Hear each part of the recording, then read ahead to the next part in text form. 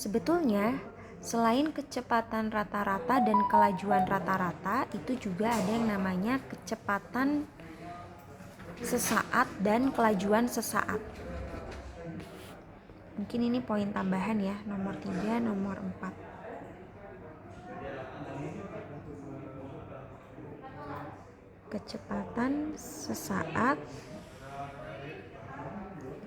dan kelajuan sesaat. Bedanya dengan rata-rata tadi, kalau kecepatan rata-rata dan kelajuan rata-rata itu keduanya diukur selama interval waktu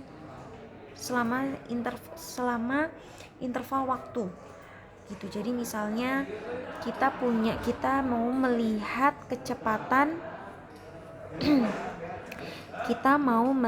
kecepatan suatu benda selama waktu 7 detik.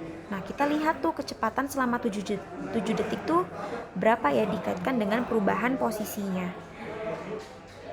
Nah, kalau kecepatan sesaat atau kelajuan sesaat itu kita ingin melihat seberapa cepat sih suatu benda pada waktu tertentu. Jadi kita ingin melihat seberapa cepat benda bergerak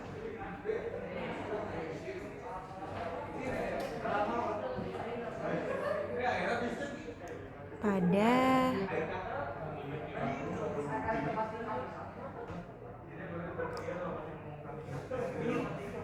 interval waktu tertentu.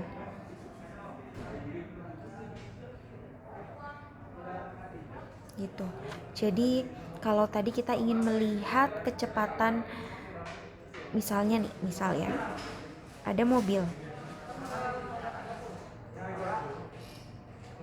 Ya, dia bergerak dari posisi A ke posisi B selama 15 detik gitu ya. Nah, untuk itu kita melihat nih, ini kan berarti pada saat di titik A kan masih di waktu yang ke-0 ya kan ya.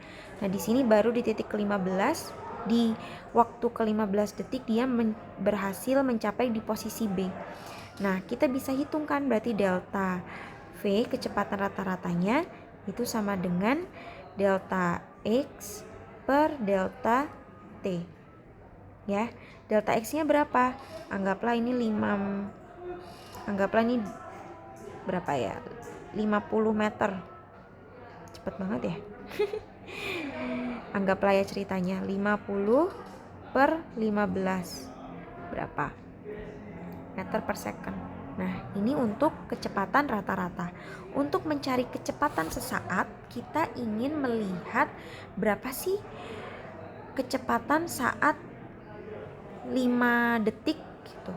Berapa sih kecepatan waktu 10 detik gitu. Berapa sih kecepatan waktu 6 detik.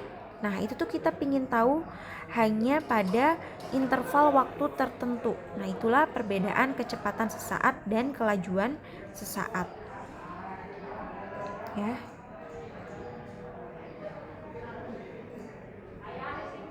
Nah, kecepatan pada interval waktu sesaat itu diperoleh dari kecepatan rata-rata dengan memperkecil interval waktu mendekati nilai 0. Nah, jadi karena sesaat tuh kan cepet banget ya. Jadi diasumsikan bahwa perubahan waktunya itu hampir mendekati 0. Atau bisa kita tulis dengan V sama dengan limit delta T hampir mendekati 0. Dengan mengecilnya delta T, ya tadi kan kita mengasumsikan bahwa karena cepat banget nih hampir mendekati 0, maka nilai rata-ratanya akan mendekati nilai batas kecil, nilai batasnya. Makanya kita di sini kasih tanda limit dari delta X delta T begitu. Atau persamaan di atas sebenarnya apa ya, bisa dikaitkan dengan diferensial dx dt gitu.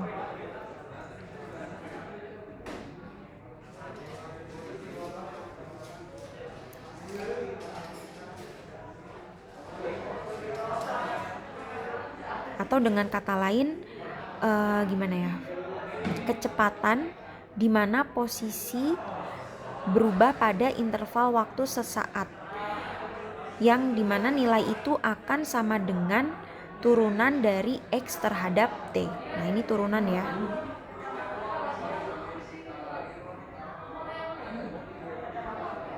Gitu. Jadi kalau misalnya kecepatan kalau kecepatan sesaat itu karena cepet banget intinya ya, jadi diasumsikan bahwa perubahan waktunya mendekati 0, sehingga kecepatannya itu nilainya hampir mendekati ambang batas terkecilnya. Makanya di sini kita menggunakan limit.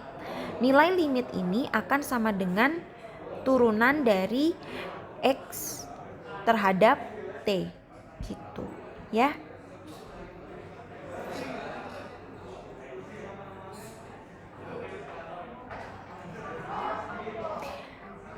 Hal ini berlaku juga untuk kelajuan, tapi intinya sama.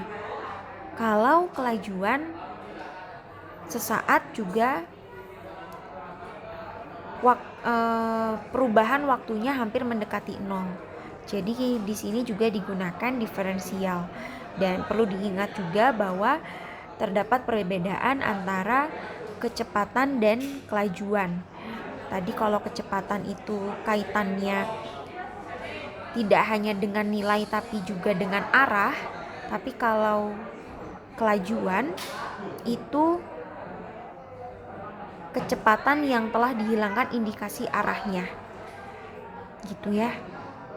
Jadi hanya nilainya saja. Kalau di speedometer yang ada di motor, berarti kira-kira yang data yang diperlihatkan itu berupa kecepatan atau kelajuan? Kelajuan ya, bukan kecepatan. Kenapa sih kelajuan? Karena yang ditampilkan di situ hanya nilainya saja, nggak ada arahnya, tidak ada arahnya. Jadi kadang-kadang kita suka keliru ya, kecepatannya dibaca di speedometer 20 km per jam, padahal itu bukan kecepatan tapi kelajuan gitu. Oke? Sampai sini jelas ya membedakan antara kecepatan dan kelajuan, beserta kecepatan rata-rata dan kecepatan sesaat.